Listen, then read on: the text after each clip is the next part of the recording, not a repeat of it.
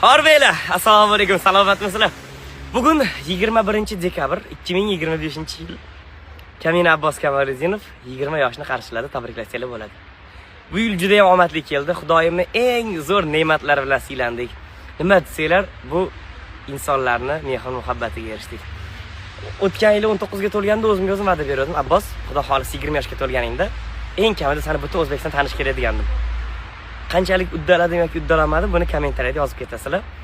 Va men bu yil uchun rahmat demoqchiman. Nimaga desanglar, Xudoyimni eng zo'r siylovlar bilan siylandik. To'g'ri, ba'zi sinovlar, ba'zi qiyinchiliklar bo'ldi, lekin qiyinchilik kimda yo'q.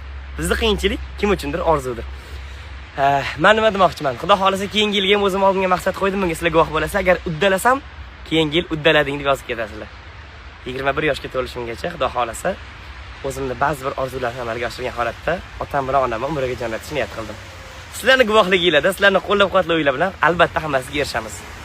2025 senga rahmat, xayr 19, salom 20. Omon bo'linglar.